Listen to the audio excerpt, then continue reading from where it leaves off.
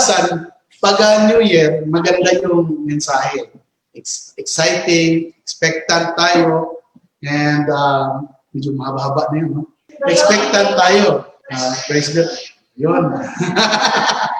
Okay. Kapag tumitingin tayo sa bagong taon, di ba kadalasan, mga optimistic, positive thinking, kailangan good vibes. Kailangan good feeling. Kasi daw, kapag inabutan ka ng alas 12, nakasimangot ka, buong taon ka nakasimangot. Dagdag na yun, nawala yung kanina. Okay? So, kailangan marami kang bilog na bola, na prutas, pito-pito lahat. No? Maraming pamahain. Kasi daw, magdadala ng swerte. Okay? Sino ba naman ang hindi gusto ng swerte? Blessing, di ba? Sino naman ang gustong mamalasin ng next year? Wala naman eh. Kahit ako naman, ayoko.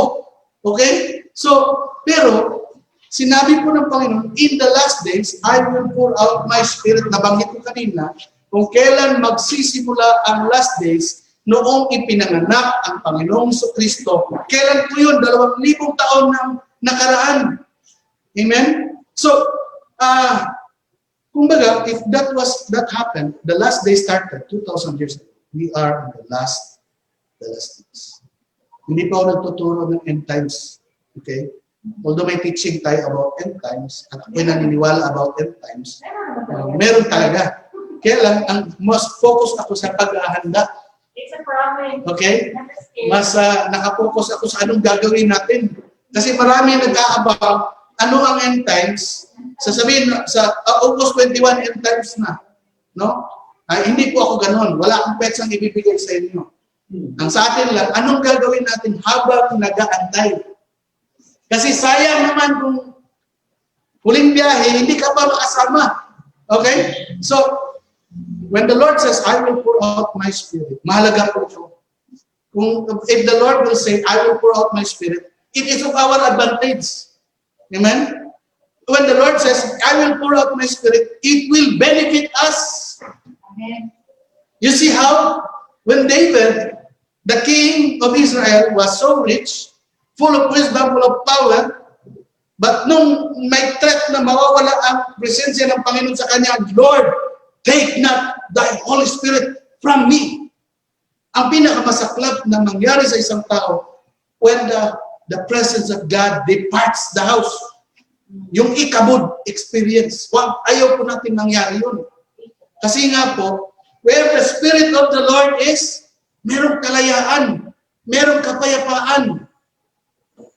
Yung Ark of Tabernacle, nailagay lang sa isang tent, temporarily, yung pinamahayan ng presensya ng Panginoon, they were blessed for many months. So pag may presensya ng Panginoon, automatic yun, blessing yun. Kasi ang pinakamagandang blessing sa buhay natin ay ang Panginoon mismo. Kaya po, ano ang paghahandaan natin itong 2021? This is how we welcome 2021. May konting kaba, pero magiging expectant tayo. This is how I see. This is how God led me.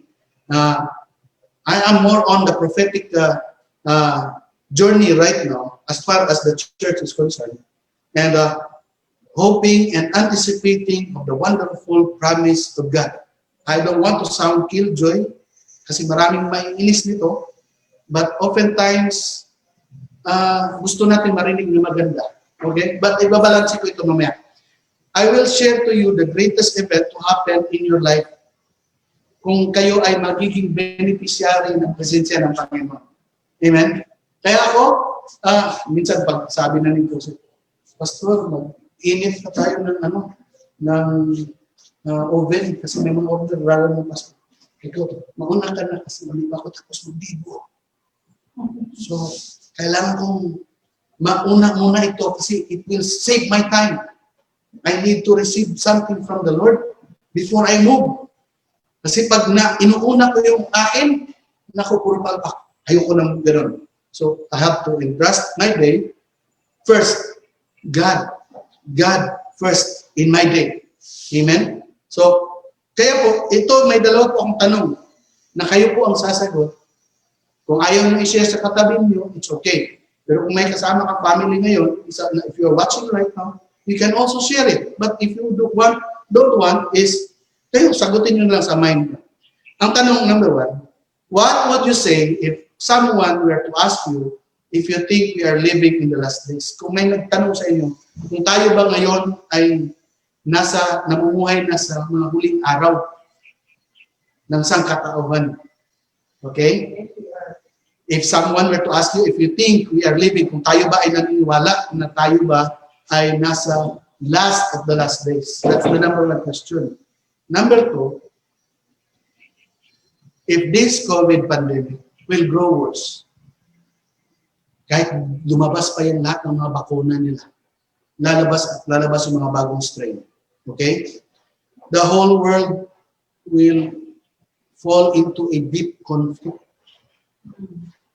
Kung ang langis nga pinag-aawayan, sasakyan lang yung pinapaandar.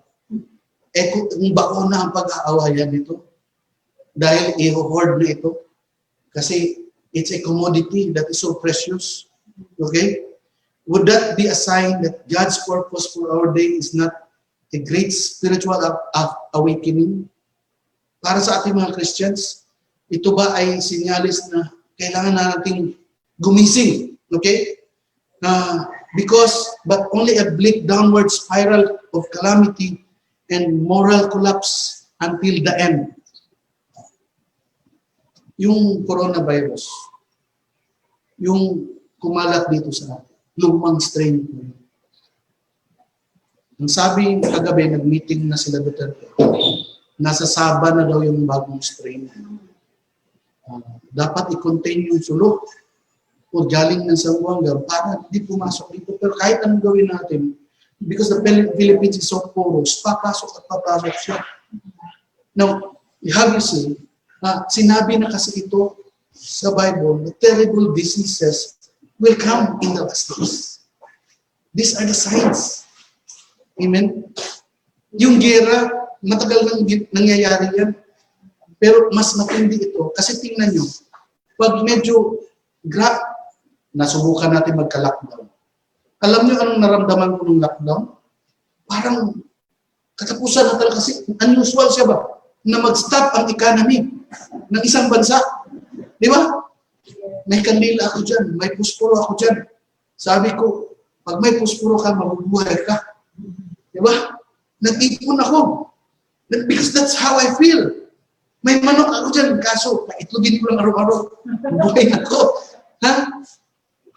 Because that's how I feel. You know why? Because I see the signs of times. Well, those are just salumpas approach, no?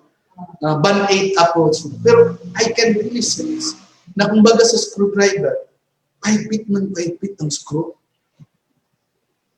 Pero ang Christians, paluwag ng paluwag yung screw. So dapat po, ang mensahe dito, higpitan natin ang ating pananampalataya sa Panginoon. Hindi po ako nananakot. Totoo po kasi ito. Ayoko manakot kasi, mag-inunsog na ka kay kapit ng balik ng ginobit. Ayoko nang ganon. No? Hindi po ganon tayo. We need to know na sinasabi ng Panginoon ito kasi mahal tayo ng Diyos at kailangan natin maghanda at maintindihan natin na itong mga pangyayari ngayon ay talagang mangyayari whether we like it or we like it, by hook or by hook, by crook or by crook. Well, it is inevitable. Wala nang makakapigil nito. Kasi po, ang Panginoon ay nasa pintuan na. Ready na niyang buksan ang kanyang pagbabalik. Amen? Gusto na niyang iligtas ang sangkatauhan. Because the world is, in the last days, evil will rise up. Patindi ng patindi ang kasamaan. Okay? Now, the question is, are we living in the last days? This is how we see the trends of time. Kasi pag ang Christian, hindi niya alam na ito ay nasa huling yugto na tayo. Nagiging kumpiyansa tayo. Look at the parable of the 10 virgins. You see, their lamps were not burning anymore. Why? Kasi they thought na hindi pa babalik ang kanilang master. But for us as Christians, we need to be prepared. Kasi alam natin, sooner or later, babalik na ang Panginoong Jesucristo. Perhaps today, perhaps tomorrow, perhaps next week, perhaps next year, perhaps after 10 years. I don't care. Are we living in the last days? Now, let me answer the first question. Now, are we living in the last days? Okay? By quoting several biblical passages. Kasi no one can argue with truth. And my absolute truth is in the Word of God. Okay, Hebrews chapter 1, verse 1 to 2. In many and various ways, God spoke of old to our fathers by the prophets. But in the last days, He has spoken to us by a Son. He will speak to us through Jesus Christ. Amen? Ipapadala niya ang Panginoong Jesucristo. Kaya po, sinabi ko kanina, na nagsimula po ang linyugto ng buhay ng sangkatauhan dito sa lupa nung ipinanganak ang Panginoong Jesucristo. And we celebrated this birthday last December 25. Right? Bahala na mo kung ayaw nyo ng December 25. Ako, December 25 sa akin. E di ikaw, February 14 ka. Di ba? As long as we know that the Son of God was born in the manger. So that the last of the last days has to start in 1 Corinthians chapter 10, verse 11. These things happened to them as a warning, but they were written down for our instruction, upon whom the end of the ages has come. Sinulat po ito upang magbigay babala sa atin at masundan natin kung anong gagawin natin nito mga huling araw. In all these texts, the last days or the last times or the end of the ages came when Jesus came. The last of the last days. Kapag nakakita kayo ng cross, kapag nakarinig kayo ng Christmas, ito ay palatandaan na nasa mga huling araw na po tayo. The coming of the Messiah was the beginning of the end. The beginning of the last days. Simula po ng mga huling araw. We are living in the last days because the last days began with the first coming of Jesus and will reach their climax at the second coming of Jesus. Pinanganak siya at sa kanyang pagbabalik. Ito po yun. 2,000 taong nakaraan at inaantay natin ang kanyang pagbabalik. Hindi ko alam kung nandito tayo o nandito tayo. Amen. Hindi po oras ng tao ang sinusundan natin. Okay? The time of man is called Chronos. But God's time is called Kairos. Isang araw sa kanya, 1,000 sa atin. Hindi natin alam baka isang hapunan na lang niya ay tayo ay kanyang susundan. Amen? Okay. Open your Bible in Mark chapter 4, verse 11. He told them, the secret of the kingdom of God has been given to you. Kanino? Sa ating mga anak ng Panginoon. The secret of the kingdom has been given to you. But to those on the outside, everything is said in parables. Hindi nila maintindihan. They will just know that it was just another ordinary day. Pero tayo, naghahanda. Nagpre-prepare. Amen? The mystery of the kingdom is at the end of this age when Jesus came. No? And the kingdom of God arrived. But to everyone's surprise, this age didn't completely end. And the kingdom didn't completely come. Dumating po si Jesus, the kingdom of heaven came when He came. But hindi po completely na dumating talaga kasi kailangan niyang bumalik. Nakuha niyo? And so we live between the beginning of the end of the age and the end of the age. Nagsimula po yung beginning of the end of the age hanggang sa end of the age. We live between the beginning of the kingdom of God and the consummation of the kingdom of God. Ako po, habang tinitingnan ko po itong mensahe ng Panginoon, nangingilabot po. Kasi po, ramdam na po natin ang kakaibang pagbabago at paggalaw mundo, no, ng lahat ng bansa. No rich country could ever control this terrible illness. Lumabas si Pfizer, mayroong vaccine. Lumabas si Sputnik, may vaccine. Lumabas naman ang bagong strain. What if they were able to solve another vaccine for this new strain, and there is another strain? And sabi pa ng IATF kagabi, kapag umabot sa average of 4,000 cases of new positive, magla-lockdown ulit. Germany nag-lockdown. Europe nag-lockdown. Okay? Singapore, almost na. Okay?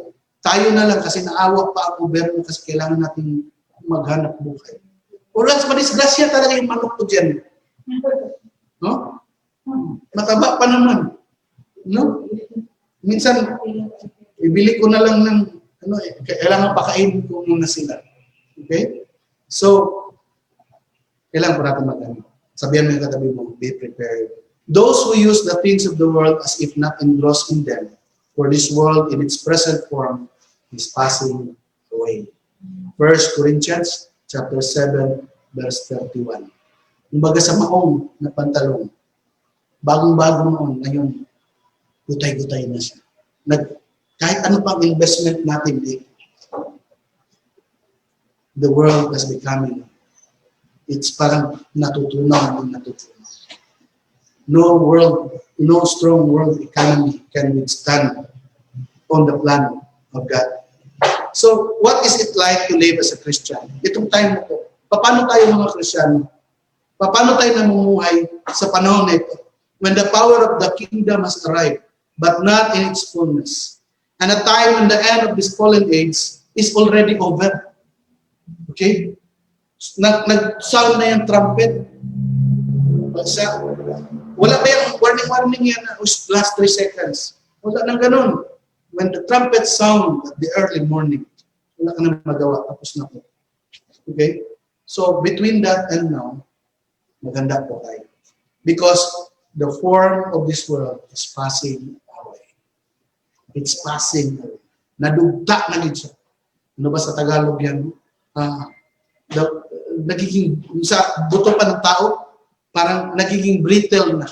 Madali na siyang mabali. Okay? Kurap pa na siya. Brittle. So, what should we expect before Jesus returns? Ano po ina-expect natin? Lalo na itong 2021. Okay, hindi ko sinabi na babalik si Jesus sa 2021. Baka bukas nga eh. Hindi natin alam yun. But ano po ang ina-expect natin sa kanyang pagbabalik? If this pandemic will never let up with new strains coming in and always mutating, no? And began to draw the world into conflict. Sabi pa ni Rafael Alonan, this COVID is the Antichrist. Sabi niya, yung dating DILG secretary, the COVID, this coronavirus is the Antichrist. Kasi hapla, dumapa talaga lahat ang ekonomiya. No, magaling na nga itong presidente natin, talagang wala eh. Hindi talaga kayanin ito. So, and began to draw the world into conflict. Nag-aaway-aaway na. Alam nyo, nagtampo kaya ang government natin. Ano sabi ni Digong? Kasi inuuna ng Pfizer ng Amerika kasi mayaman sila. Tayo, wala naman. Masama loob niya. Kasi okay, ganito na lang tayo. So do you think it creates a good atmosphere in the global forum? No. Buti kung tayo lang. You see? So, kung ito ba ay sign that God's purpose for our day is not a great spiritual awakening, dapat kung magising na po tayo. Amen? Kung itong, dapat silipin po natin ito. Although, kailangan silipin natin sa kakaibang pagsilip. Kasi pag flesh po ang gagamitin natin, kakabahan tayo. Okay? So, in other words, does the Bible teach that as the end of the last days draws near, habang papalapit na po yung araw na yun, spiritual conditions will only get worse and worse. Sinabi po sa Bible. So how do we prepare and live in 2021? Paano po tayo dapat mamuhay nitong 2021? In 2 Timothy chapter 3 verse 3, understand this, intindihin niyo po ito, that in the last days, there will come times of stress. Okay? For men will be lovers of self, lovers of money, proud, arrogant, abusive, disobedient to their parents, ungrateful, unholy, inhuman, etc., etc. 2 Peter chapter 3 verse 3 says, yung mga na hindi naniniwala sa sinasabi ng Panginoon, scoffers will come in the last days with scoffing. Pagtatawanan nila tayo na naniniwala na darating na ang Panginoon, following their own passions and saying, where is this promise of this coming? No? Kala ko ba darating ng Diyos niyo? Bakit hindi pa? Look what happened to Noah during that time na nag-prepare siya ng ark. Pinagtawanan siya, di ba? Pero tayo, wag na po tayong sumama sa ganoon. Okay? Now, Luke chapter 21, verse 9 to 11. Sino po may sabi nito? Hindi ako. Okay? Jesus said, as it was written by Apostle Luke, and he says here, when you hear of wars and tumults, do not be terrified. Huwag po tayo matakot. For this must first take place. Kailangan mangyari po talaga. Okay? But the end will not be at once. Pero yung katapusan, hindi daw biglaan yun. Nations will rise against nation. Kingdom will rise against kingdom. There will be great earthquakes. And in various places, famines and pestilences. You know, I heard the word pestilences last night. In passing, our president said, itong COVID is a pestilence. You see, it was confirmed. The most powerful person, man in our country was saying, this COVID is a pestilence. And anong sinabi ng Bible dito? Places of famines, may mga gutom na, pestilences, and there will be terrors and great signs from heaven. So there is no doubt that the end, the last of the days, will be bleak in many ways. Medyo madilim. Okay? Medyo madilim. Pero hindi kayo uwi ngayon na mabigat yung loob nyo. O baka magalit na kayo sa akin. Pastor, mga-block na iya. Nanakot yun. No, hindi po. Kailangan ko lang i-plastada mo na ito upang alam natin anong gagawin natin. Okay? With great upheavals in nature itself. But is that the whole story? Hindi po dito humihinto yung kwento ng Panginoon para sa atin. Okay? Is that ito na lang ba i-expect natin? It's end of the world. Okay? Hindi po. Okay? Puslan man. No? Anak dayan mamusaya. So, ganito na lang ba tayo dapat mabuhay? Itong 2021. No. All in. All out. I don't think so. You know why? Let me show you why, beginning with Matthew 24, verse 9 to 14. And then lilipat tayo sa Acts chapter 2. Yung key reference natin. Jesus says, then they will deliver you up to the tribulation, put you to death, and you will be hated by all nations, and then many will fall away. Marami po mga simbahan magsasara. Okay? Pero hindi tayo. Hindi ang saving. Amen? Okay. And betray one another and hate one another. And many false prophets will rise and lead many astray. Maraming mawawala. Maraming maluloko. And because wickedness is multiplied, most men's love will grow cold. But he, ano sabi dito? But he who endures to the end will be saved. Yung kinsa day mula hutay, hantod sa katapusan, na oy maluwas. Maraming madi-discourage, maraming mawawala, okay? Maraming magpo-fall away, at maraming mangluloko sa atin. Pero ang sinabi ng Panginoon, kung sino man ang magtatagal at will endure into the end, hanggang katapusan, will be saved. And the gospel of the kingdom will be preached throughout the whole world as a testimony to all nations. And then the end will come. Ibig sabihin, mararanasan natin. Amen? Merong paghihirap na mararanasan.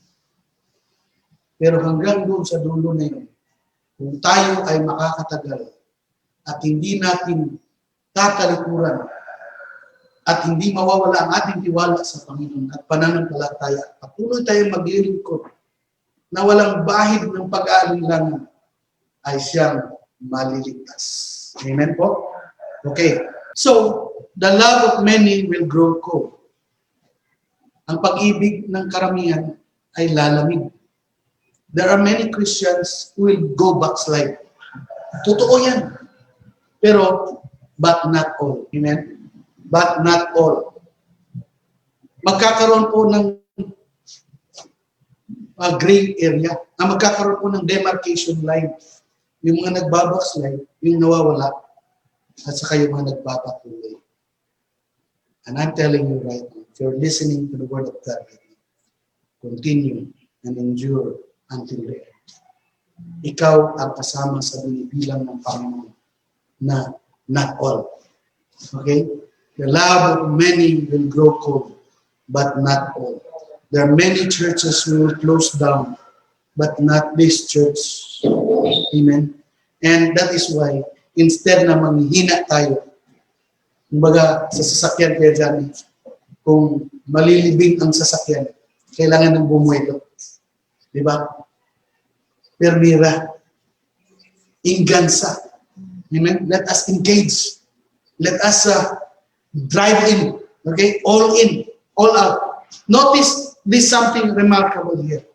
We draw the line from here because we are a different people. Tinawag ka ng Panginoon.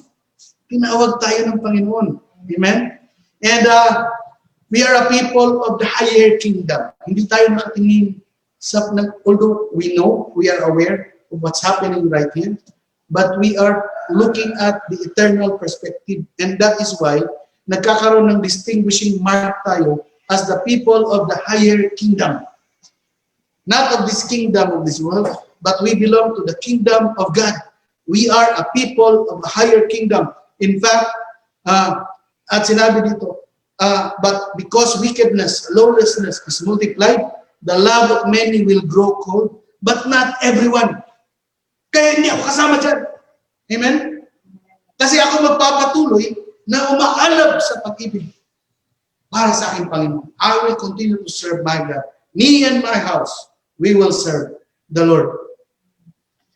In fact, that is an implicit claim here that alongside the coldness of love, there is another group of people whose passion for Jesus is red hot and unshakable.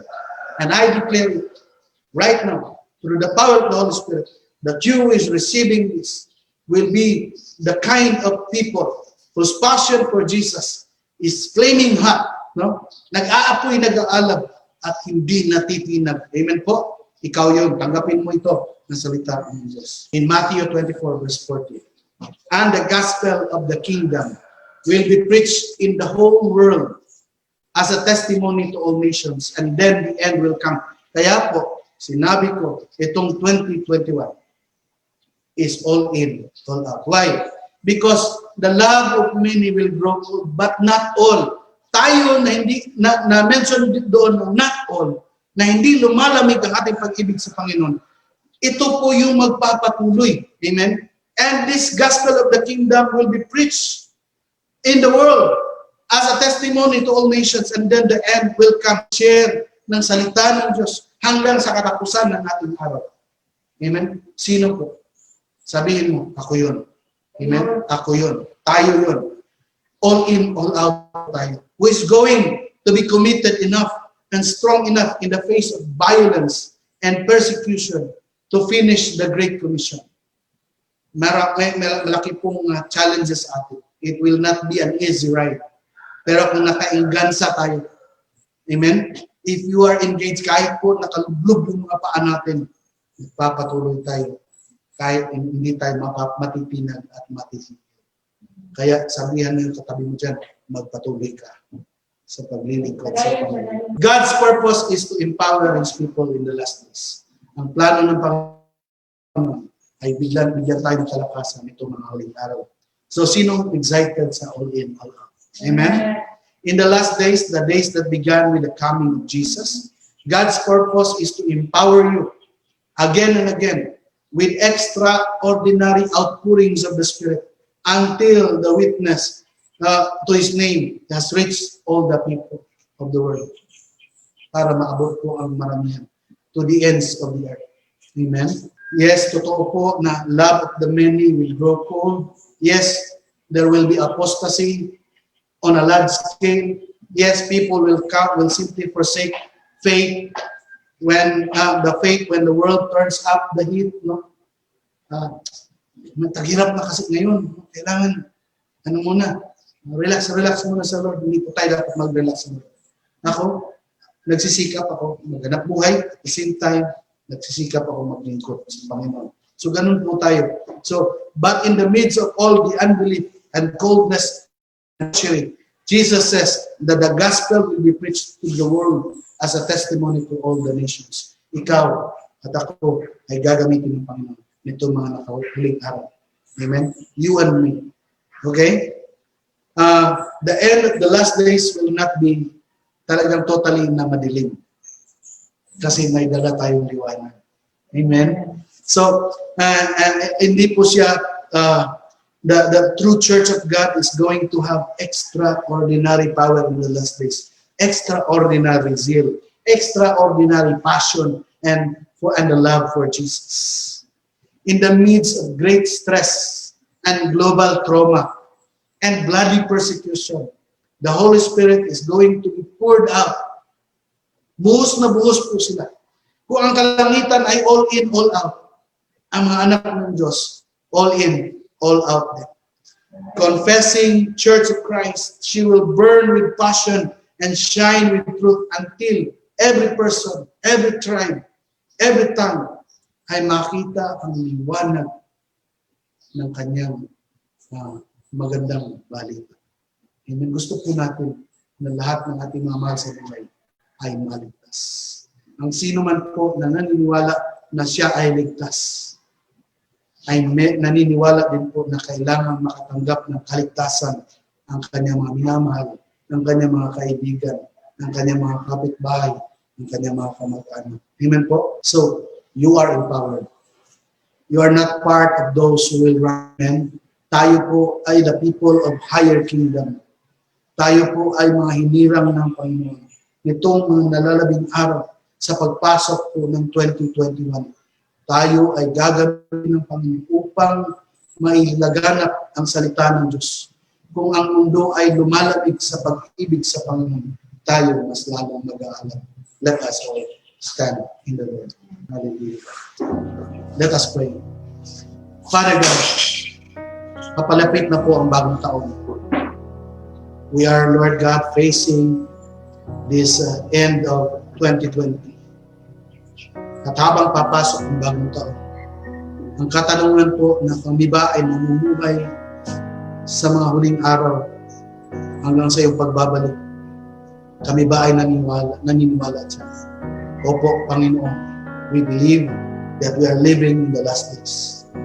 Ang pangalawa, Panginoon, kung mangyayari po ang matinding kahirapan, matindi pong epidemya, sanglibutang paghihirap, Panginoon, at marami ang lalamig ng kanilang paglilingkod sa iyo, Panginoon, ang aming Ama, hindi po kami kasama sa mga taong lalamig at lalayo sa iyo. Bagamat lalo kami lalapit, lalo po kami mag-aalab, lalo ka namin paglingkuran, lalo ka namin sasambahin, at lalo po namin dadalhin ang iyong magandang balita upang mas marami pa ang makarinig sa iyong salita.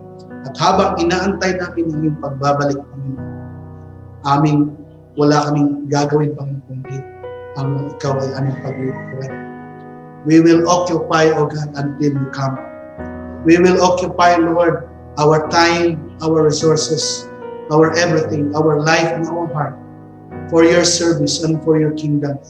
And Father, I dedicate to you the members of this community as we prepare, Lord, for the 2021. We will go all in, all out, as you pour out your Spirit among all flesh. We see it as an advantage. We see it as a blessing. We see it as a victory. Because, Lord, you are not sending us empty-handed. You are sending with us the Holy Spirit. And we will be there just stand as a vessel, Lord God, as an instrument, as your donkey, Lord, so that you, Lord, your kingdom will, Lord God, take advance, Lord God, will occupy, and we will occupy until you come. Father, we glorify you. We thank you for your word. Lord, we know that at times will be bleak, oh God, in the last days. But we will see more light, Lord God. We will see more inspiration. We will see more passion, more fire, more of the Holy Spirit in our lives and in our community, in Jesus' name. And we glorify you. The Lord bless you and keep you. The Lord make his face shine upon you and gracious to you. The Lord turn his face towards you and give you peace, but now and forever. And the people of God will say, Amen. Amen. Amen. Bye.